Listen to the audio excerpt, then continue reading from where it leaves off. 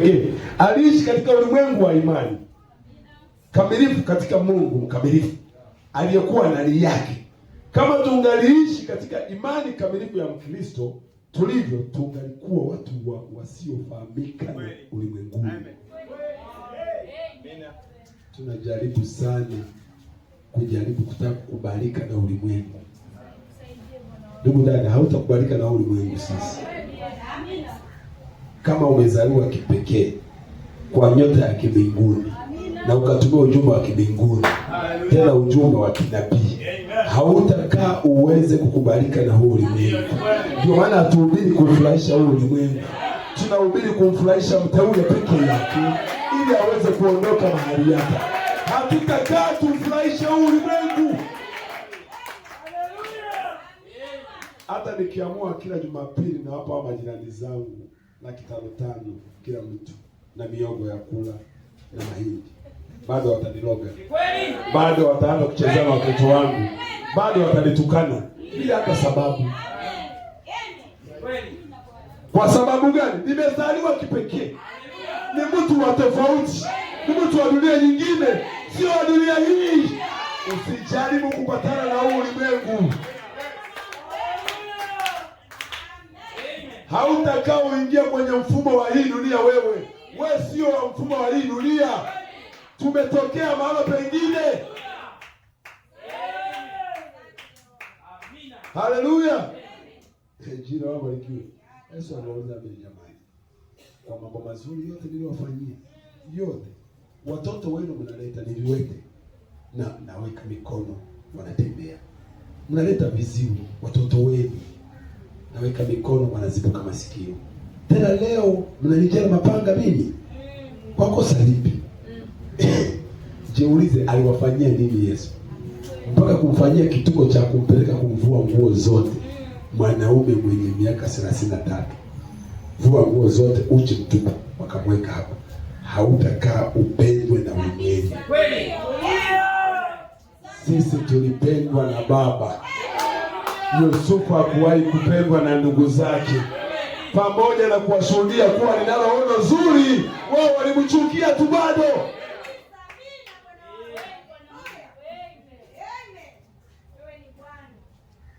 Hata wangekaa wakatafakari wakasema, Yusufu, ili ono litatusaidia nini? Hata wamuone, hawakuwa na muda. Kazi ilikuwa tulikumbizia. Anajifanya na ufunuo, ana maono. Yaani anasema miganda itamuinamia. Kwa hiyo huyu jamaa anamaanisha kuwa sisi siku moja itamuinamia. Huyu wakuwa huyu. Hata tukusema wajaribu kumuuliza Yusufu, hii ndoto itakuwaje? Hamuna. Alafu wao wanajaribu kutaka kupatana na huu ulimwengu. Katika ulimwengu wa imani kamilifu, katika Mungu mkamilifu aliyekuwa ndani yake. Kama tungaliishi katika imani kamilifu ya Mkristo tulivyo, tungalikuwa watu wasiofahamikana ulimwenguni. Watu hawangalikufahamu, ungalitembea katika roho. Napenda hayo maisha.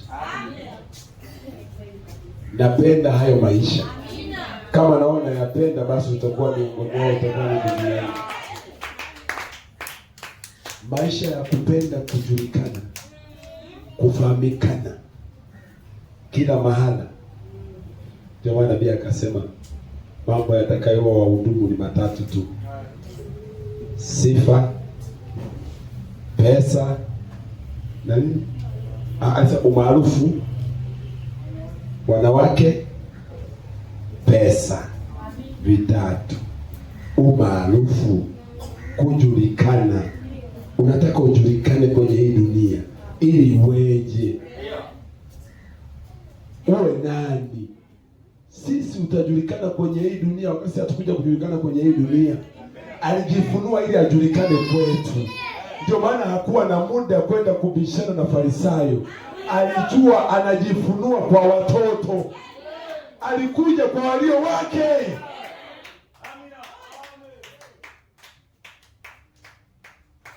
Amen. Kama tungaliishi katika imani kamilifu ya Kristo. Amen. Watu hawangalifahamu, ungalitembea katika roho. Amen.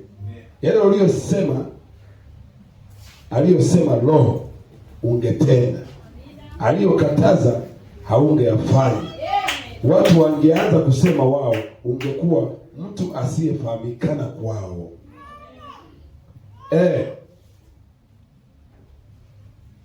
Paulo akasema ya kwamba wale wanaoongozwa na Roho wa Mungu ndio wana na binti za Mungu. Amen.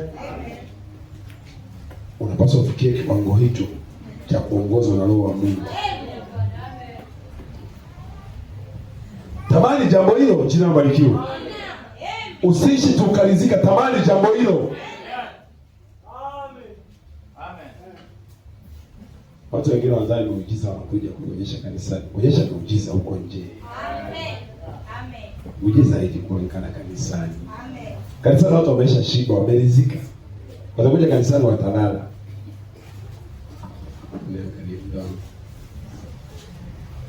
Kama basi. Kanisani watu wameshiba, jina libarikiwe. Na unajua mambo ya miujiza ni kwa ajili ya nje.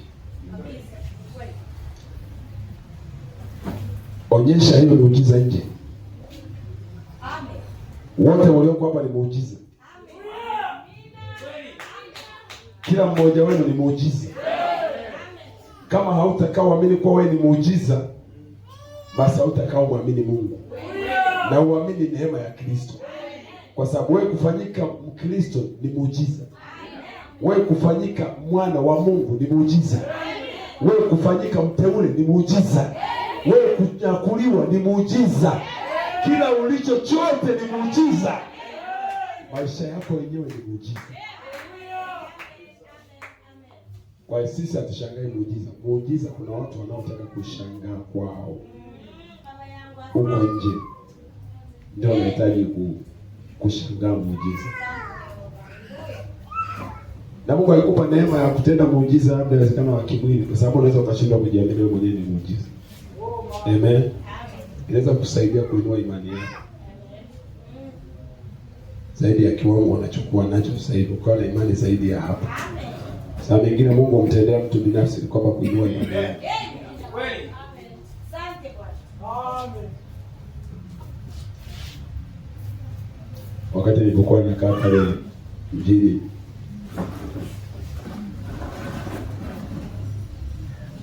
Ibrahim hii tayari imeshanizuilia. Ndio yetu maisha huu. Nataka na mimi nikomee hapa tu. Ndio nimalizie tu ushuhuda. Wakati nilipokuwa nakaa pale Mbezi pale. Amen. Wangapi wanapenda kutembea na Roho wa Mungu? Amen. Amen. Mimi namshukuru Mungu kwenye huu ujumbe, na mimi nimebahatika kumuona mtu anafuka mbele yangu. Amen.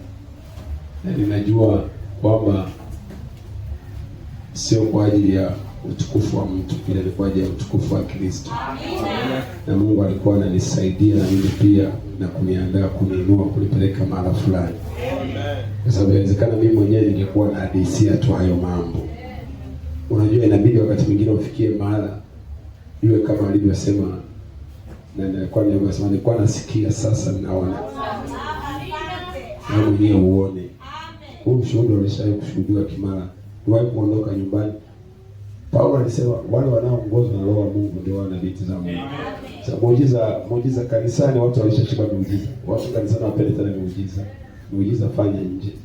Amen. Na muujiza yetu sisi sio show off wala sio maonyesho. Tuna miujiza mingi sana, jina libarikiwe. Ambayo inawezekana hata haifai kuandikwa kwenye magazeti yenyewe yatatosha. Lakini Mungu ametupa neema ya kuona hiyo muujiza. Ili wae kumwona mtu amekufa kabisa, jina libarikiwe. Na kwa maombi madogo tu, madogo kabisa, sio makubwa. Madogo. Ya disi ukipenda kuijua, unaweza kwenda Kimaroka hizi. Madogo tu, sio makubwa. Niliomba maombi madogo ya kumuita huyo mtu. Amina. Amen. Katikati ya watu kama 50 au 60. Sasa ndugu, kwa nini watu wale kwenye magazeti? Sasa mimi ningesaidia nini kwa gari kwenye magazeti? Kwa sababu ilikuwa kwa ajili yangu.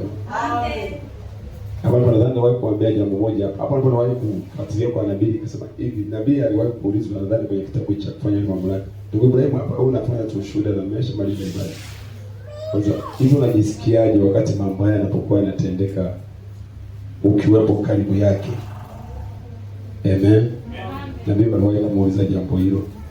Kama yeye anajisikiaje, anaona watu wanaponywa, anawekea watu mikono, viwete wanatembea, watu wamegongwa na magari, labda nusu saa nzima wamevunjika, anawaombea, wanafuka, anajisikiaje?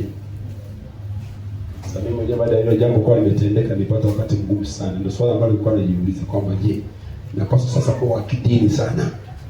Napaswa sasa kuwa mtu ambaye inaonekana na mimi ni labda ni mtu fulani mmoja wa pekee sana? Nilipata jibu kwa nabii. Nabii akasema, nabii alijibu, nilifurahisha sana jibu hilo kwa sababu baada ya kuwa muujiza ulipotendeka, tulikuwa tuko nyumbani, kaondoka nyumbani, roho Mungu aniongoza tu. Nilitoka nyumbani, niliamshwa nyumbani, ilikuwa ni kama saa 8 mchana, kaamshwa nyumbani, nikaongozwa tu. Nasikia kabisa kwa Mungu anazungumzia twende, ila sijui inaelekea wapi. Kaenda mpaka tukafika mazingira ya Mbezi. Tulipofika haya mazingira, natembea sijui kwamba ananipeleka wapi. Tulipofika haya mazingira, wakati naendelea kutembea, ilikuwa kama kuna ukuta hivi. Nasikia anambia inuka tazama mbele. Nasikia kabisa mtu anazungumzia, kainuka. Nilipoinuka nikaona watu wamerundikana wengi. Watu wengi wamerundikana. Ile nadhani katikati pale kuna mtu. Ila sijui wala sijui kitu kinaendelea. Basi baada ya kuinuka nilipoona wale watu wakaniambia kwamba ile ndio kazi niliyokuitia. Sasa sikujua kazi niliyoitiwa ni nini. Kwa hiyo mimi nilikuwa miguuni kama nilikuwa nimekamatwa. Kaongoza tu kwenda mpaka mahali pale. Nilipofika mahali pale kuta watu wamezingira, hata mtu mwenyewe haonekani. Sasa Roho wa Mungu akanizungumzia tena kwamba ingia hapo katikati kwa muombe huyo mtu. Amen. Basi sikuomba ruhusa kwa mtu yote yule.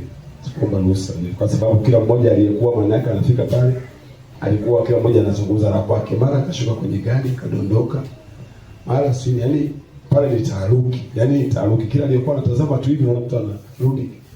Mwana umeshika kitu asubiri hivi. Kama taharuki, yani nadhani najua hali hiyo. Basi na jambo ambalo limetokea kwenye mazingira ya watu wengi. Kwa nikapenyeza nikaingia katikati, nilipoingia katikati.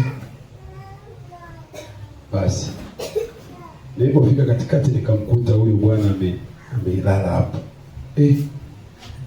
Sasa mimi sijui la kufanya. Ila tayari sasa nimeshasikia sauti imeniambia hili ndio nilokuitia kuja kufanya. Amen. Mungu anaishi na yuko hai. Ukipenda kumuona utamuona. Ukitamani sana Mungu anatamani sana kuwa karibu yetu. Mimi ndio maana nazoea kusema ndivyo mwenyewe nasema mtu akijisifu na jisifu katika Bwana. Kwa sababu nimemuona Mungu, sio kwa kuadisiwa, nimemuona Mungu. Alafu nikuibia siri, nimemuona pia shetani. Sababu shetani hana mapembe. Nimemuona shetani kabisa amevaa suti hivi. Kamuona huyu ni shetani huyu. Kabisa yuko mbele yangu. Na nimemuona Mungu kabisa hivi. Sio jambo la kuadisiwa. Na pia nimeyaona mambo ya kibinguni. Moja hapa mambo ya kibinguni ndio ile ninalokuadisia, ambayo niwewe kuliona kwa neema ya Mungu, mtu akifufuliwa mbele yangu. Nimeona hii nguzo ya moto hii nyumbani kwangu kwa macho yangu mawili hivi. Hii Mungu alikuja akaichora kwenye nyumba kwa mpaka chumba kimoja akaichora. Jina libarikiwe. Inabidi Mungu amekutoa mahala fulani ya kuandae kwa ajili ya kwenda kufanya kwa kitu fulani. Hilo mimi naliamini leo. Sasa hivi baadaye ndipo ninapoliamini na kuliona zaidi. Lakini najua hapo mwanzoni alipokuwa yanatendeka sikuweza kuyaelewa, ila baadaye unajua hadithi yote huwa inaelezewa mwishoni. Ndipo unaanza kuifahamu. Ndipo unaweza kurudi nyumba ukasema kumbe ndio maana. Nisingeeleweza kuelewa. Nimeunganisha hadithi mbili kwa wakati mmoja. Hii picha niliwahi kukuta imechorwa ndani kwangu mpaka chumba kimoja. Chumba kimoja kimepigwa hizi singboard. Hizi singboard za kawaida kimepakwa rangi nyeupe, jina mbarikiwe. Nikaa kwenye chumba karibia miaka 2. Mwaka wa 3 kaja ndugu mmoja, tumekaa ndani kwenye kitanda. Sasa nilikuwa ni kitanda tu na kisofa nimeweka pale. Nimekaa kwenye kitanda hivi, mimi nimeenda nje kuchukua maji, kumbe ndugu anatazama juu hivi, akakutana na hii picha. Mbali kwangu imechorwa hivyo hivyo ya nabii. Niliporudi, sasa yeye alijua kwamba aidha mimi nilimuita mtu akaja kuichora hii picha. Akanambia, "Jo." Wakati nilipoingia, akanambia, "Hii picha ulimuita mtu kuja kuchora?" Nilipotazama juu na kutana na picha na pia Mungu hivyo hivyo. Sijawahi kuita mtu yote kuja kuchora hii picha huko ndani. Sasa yeye hakunichukulia uzito kama mimi, kwa sababu yeye aliona kama vile labda mimi natania. Nikamwambia sijawahi ndugu, na sijawahi kuiona hii picha. Ndio leo hii unaona kuniita ndipo na mimi naiona. Sasa kila mmoja akujua nilikuwa niko pale, na mimi sikujua nilikuwa niko pale. Amen. Ila mwishoni mwa story najua nilikuwa niko pale. Amen. Na sasa hivi mimi najua ni kwa nini ilikuwa iko pale. Haleluya.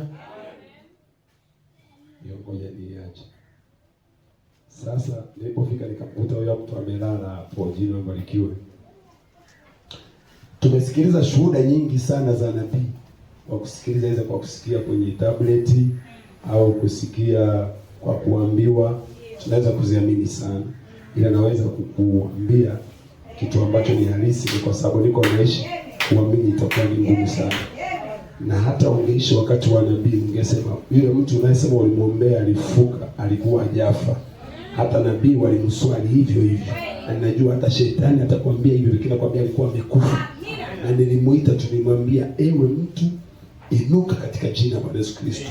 Sikuomba. Yaani niliamuru. Na mimi mzee Ulio nampigia saluti sana. Jina mbarikiwe. Kwa sababu ninaamini Mungu anayemtumikia alinisaidia sana kunifikisha mahali hapa. Sikuomba, niliamuru. Ewe mauti, jina mbarikiwe. Alafu nikamwita yule kijana kwamba, "Ewe mtu, inuka katika jina la Yesu Kristo." Akainuka kama mzimu. Akainuka, alipoinuka akakaa. Amen. Alipokaa, ingine sasa ndio na sahau na baba ilitendeka pia pale. Alipokaa, ile sauti ikarudi. Haleluya. Ile sauti ile inaongoza mliko nyumbani ikarudi, ikanambia, "Ondoka mahali hapa sasa hivi." Baada ya kuwa tukio limetendeka na alipoinuka, yule mtoto akamuinua akaanza kumpepea. Nikamwambia, "Ondoka mahali hapa sasa hivi." Niliondoka pale naendeshwa kurudi nyumbani kama vile sijielewi. Nilifika nyumbani, kufika kukaa kwenye sofa. Mimi naweza kuingia kwenye roho ya nabii kwa sababu alikuwa anachoka baada ya kuwa ameingia kwenye ile. Nafahamu. Mimi sio Branham, ila naweza nikafahamu kwa namna ambavyo yeye mwenyewe, au naweza nikapata kwa sehemu kama vile yeye mwenyewe alivyokuwa anaingia. Lakini simaanishi mimi kuwa Branham, hapana. Jina mambo likiwa. Miujiza ipo. Inaweza ikafanyika sana kwa watu wa nje, lakini ndani watu wameshaichoka. Sababu watu wenyewe wakifika ndani siku zote wanachoka, lakini nje watu wanashauku sana kuangalia hayo mambo. Na wakati mwingine Mungu hutenda kwa ajili ya watu wa nje. Ndani tayari kama anavyosema wewe mwenyewe hapo ulipo ni muujiza. Kwa hiyo tayari muujiza wenyewe umeshajitosheleza kuwa ni muujiza. Tunahitaji muujiza kutoka nje. Jina wao likiwe. Mashine ni kwa sababu gani? Mungu yuko hai na anaishi. Sio kama amekufa.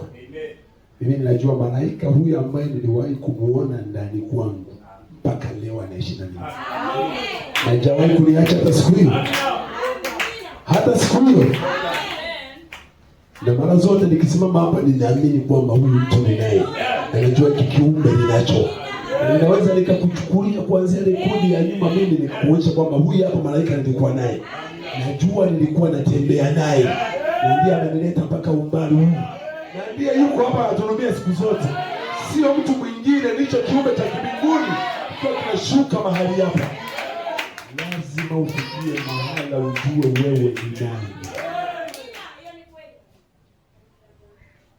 Na mimi nilipokuingia kwenye mambo ya huduma ndipo nikapata ndugu nilisha kuwashuhudia hapa. Scholarship zilikuja mara hizo, mara mbili zote. Yaani baada ya kuwa tumeanza hapo ushirika, ndipo naambiwa niende Israeli kasome. Ninajua jina barikiwe.